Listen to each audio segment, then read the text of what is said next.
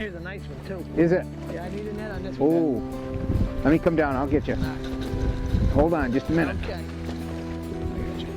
Here goes that pink color. That pink color, boy. When you see us grab the net, you know we mean business. Hey, here's a Leviathan donkey right there. Boy, that's a nice one. How do you feel now? I feel good. I knew it was coming. Go ahead. Here. Grab him tight. You got 3 every time. Yeah, grab hard. There you go. Boy, I'll tell you what, you know, I want to talk about a couple things here, but I'm waiting. I said, Larry, come on. Come on, Larry. Get into him. Okay, we're going to get into him. And he kept saying, it's just a matter of time, getting on the right spot. I'll tell you what, when you got troubles like this, you got to be careful. That's a nice bass. I don't know why I'm holding it. I didn't catch it. It's all right. I got these guys helping me out here. It's a good thing I got them with me. But we'd have nothing to show you right now at this point. But I'll tell you what, that's a dandy bass. That's a good one, Don. But you're going to get a bigger one. We're going to get a bigger one. That's right. Let me ask you something. What is it about fishing that gets to you? Now you got up at 3 in the morning, drove all the way through the Adirondack Mountains to come here today. What is it? Jerry's got another one on. Good one? We're right in the current. We're going to pick up that thought here in a minute, but if this is a big fish. Yeah, he's a good one. Oh, that's a nice fish. Size are picking up. I'll tell you what, I don't need to fish. All I got to do is stand here with this net. As soon as I pick up this net, things really start happening here. You'll be doing the rest of the day then. Boy, this is a nice fish. You got this in the. You got this fish with the trailer, with the hook, with just about everything. That means he wanted the bait. Everything about that bait looks good. He wanted. He said, I like that trailer too. However, you'd have had him without the trailer, that's for sure. Now, let me show you what he's got here. This is the trailer hook that Jerry is using, and what this means is if that fish short strikes, you have that little, see if you can see it, that trailer hook hooked right to his hook to help assure that he's going to catch those fish. The problem is a lot of times it gets a little bit tougher on your fingers when you try to take it out. I'll let you re-rig your jig there, Jerry. That's another beautiful bass. You know, folks, there's a wonderful fishery here in the St. Lawrence River. Now, we're on the Mohawk Nation here in Akwesasne, and this is a really special area because you've got 2 feeder rivers coming in here within less than a mile of each other, and it's just a natural place for these fish. I'm going to put him back in. I want to go back up here while Larry's casting. You know, we got a beautiful spot here, Larry. We got the current coming down through here. Current. But what I wanted to ask you, let me get on this side of you so everybody can see you, but what is there about this sport? It's just, it tricks, you know, I just enjoy fishing. I just don't want to give it up. I just love it that much. I know. I'm almost into December. I know. And it's still like, I still want to fish every day if I could. Well, you know the interesting thing, I grew up fishing from the time I was 5 years old. It was the biggest part of my life. Right. That wasn't the way it was for you, was it? No, it wasn't. I started probably 12 years ago fishing. Really? Yeah, that's about it. 12 years ago I started fishing. Yeah, now I moved on the Mohawk River. Now it's an everyday thing for me. What do you think what is it about the sport? Could you describe it to people? I mean, what is it that gets in people's blood? Just being out here, the camaraderie with all my friends. It's everything about it. Just being outdoors. I enjoy outdoors, and I enjoy the smallmouth, how they pull, how they fight. Well, just the whole scenario. Just being out there now, warm, comfortable, being with you, meeting you. Well, you know, you can think that. Look at that. Now, just holding that bait in the water. You hooked one? And there you go. I was just letting that bait suspend while we were talking, and I have one on. That shows. That shows not to move the bait in cold water. Yeah. Let it suspend. Is it a big one? He feels good. Does it? Yeah, he feels like he's a nice one. Does that mean I'm supposed to get the net again? Let's see. Let's take a look at him. No, he's not a netter. He's not a netter, but he's a pretty big, nice bass. He's a nice one. That's not even doing nothing. Just this fish, when we're in a conversation, just letting that suspend is what you get. See, you know, I think that's a great lesson. Larry's actually given a lot of tips today, and we're going to go over them before we end this day. I'm going to talk about those different things that he said to you, because there's been a lot of wisdom there, even though he's only been doing this 12 years. Yeah. There's a lot of wisdom behind. I learn off a lot of people. Jerry shows me how to fish a jig, and I fish with a lot of different people, and they show me a lot of different techniques. Well, you know, it's interesting that you say that, because I have found that fishing, I don't know, I've always said I haven't met very many people that weren't really great when I've been out fishing. And is it because fishing brings out the best in people? It brings out the best. Or is it We're brings the best people out there? I wanted to fish on Thanksgiving. I wanted to go out fishing on Thanksgiving. Oh, you know, while I'm standing here with Larry, he just said something to me I think is pretty interesting. And I was sort of saving what I wanted to show you folks till a little later, but this is a good time. You know, as Larry was talking and Jerry has been telling you, there's a lot of little tips here that can make the difference of whether you're successful or not. We're in crystal clear water. We're fishing in an area where these smallmouths can see us for a tremendous distance. So one of the most important parts of the tools that you use is to be able to get out there where they can't see you. And these reels that we're using today, I think, are West reels. And I'm using a spinning reel. Larry's got one of their bait casters. And, you know, these reels are not just nice reels.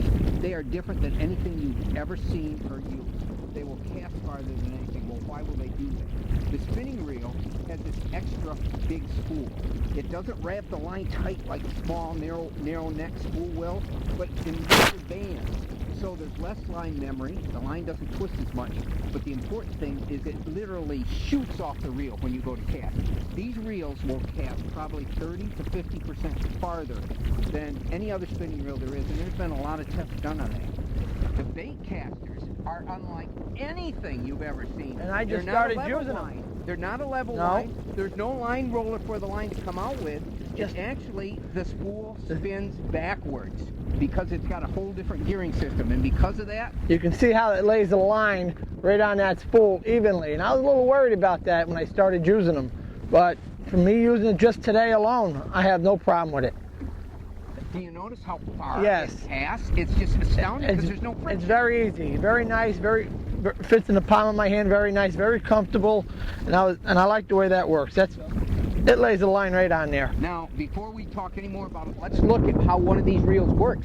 As Jerry brings in a big fish, and I'll net it.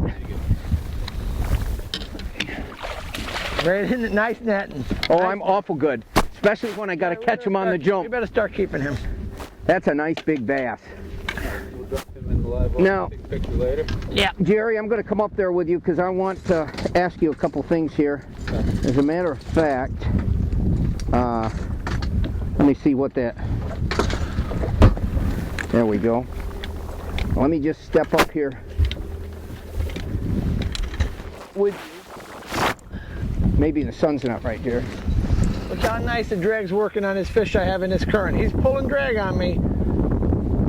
Well, see, that's another feature of these reels. Even with the heavy fish on here, it's still lining, it's still putting that line on that reel perfectly. Even with the weight on there, it's still coming in. Are you a bit surprised? I am surprised. You didn't think these would be that good, did you? No, me and Jerry were talking about it on the way up. I think you might have a good fish. I might have a good fish on here. Oh, he's a good one. Yeah, he's a good one. Yeah. I'm snagged. Yep. He's right on top, right on top. Yeah.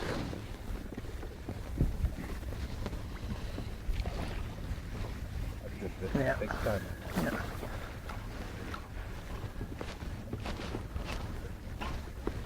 That one ain't going to come out, Jerry. There you go. There you go. That's another 4+ pounder. I got him. Oh, wow. Get up on the shoulder. Thanks, Jerry. Oh, my gosh. Take that net. What a beauty. That's right here. Let me help you with this. Just hold that steady. I'll grab him. You got him? Yeah, I got him. I got him. Okay. That doesn't mean you can go fishing again. Okay, hold You got to bear with me while I don't know. I would, boy, if he all of a sudden Jerry, took the thrashing. you got boy. a sec, just throw the pliers right here.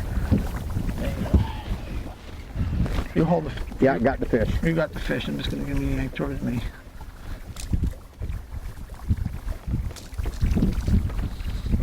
Good. My gosh. You're doing it. You're doing it with that. Yeah, that's X-Wrap. This is a Rapala X-Wrap. Yeah, a suspending model. And again, the secret that Larry is teaching you here is that, you saw how he worked it by the boat. He just let it out there, let the current take it. It suspends, and then now and then just works it, but not too violently. Exactly. Boy, that's a beauty. That's the trick of it. He's a good one. Well, you know, right now what Jerry's going to do is he's going to try to position us where we've caught fish in the past. And explain that, Jerry, what you're looking at here. What I've got here is the GPS mapping on this Lowrance unit. And last week when we were up here, we caught big fish. Every place we caught something over 4 pounds, close to 5 pounds, I hit a waypoint. What that does is give us some sort of idea where to position the boat to make the proper cast. What I'm going to do, we're headed towards a couple of waypoints down the way here. This red line is our trail. We're going to set up down here. There's a little weed line with a big sandy pocket in the center of it. And once we get down here to 104 and 105, we're going to be on the sweet spot. So we'll position the boat there, and I know to make the cast outward to where the big fish were laying last week. So that's the game plan. Right? So what you're telling everybody is by having this, you can go right to the very spot. Absolutely. If you look around here, this is a massive area. You might find fish on an area the size of this boat, and there could be 50 bass on an area the size of this boat. And if you don't have a GPS, there's no way to ever go back to that spot. It doesn't matter how good you are at triangulating. All you've got to do is be off by 50, 60 feet and you won't catch those fish. So by having a GPS, it can put us within 10, 15 feet of the actual sweet spot, and then we just cast around that area a little bit. Once we find it, sometimes I'll throw a marker buoy, then I don't have to even pay attention to the screen. Then I can just have the marker buoy, I keep the trolling motor right next to the marker buoy and know exactly where I have to cast. Because a lot of times the fish are set up so particular into the current that you have to make the same cast every time and drop it right on their nose. Interesting. So that way we can always go back 2 years from now. If I have a tournament up here, oh, I want to go back over that spot. Let me see if there's any fish there. Go over there. Here's my spots. They're all listed in there.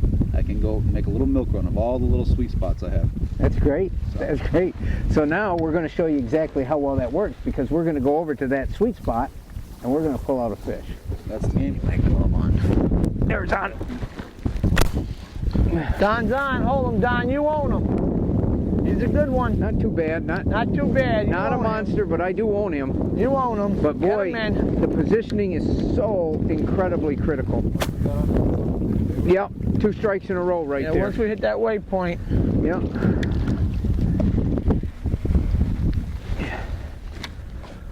I've got 8-pound test on here. You wouldn't want to pick up too big a bass that way. It's not a don't do what you see me just do. But he wasn't too huge. And but I'll tell you what, it sure is great to feel him hit. There's nothing, you know, I talk to a lot of people, not just in bass fishing, but in anything. And one of the things, I always ask people, what is it about the experience, about fishing, that they love? Because an awful lot of people love to use like downriggers and all kinds of things like that. And I've never understood it. Because with me, the highest point of the whole experience is feeling the strike. Right. After that, everything is sort of an anticlimax, and before it, it's all anticipation. Exactly. So that's the ultimate for me, is feeling that strike. And every cast, you don't know for every cast, you don't know what's going to come on.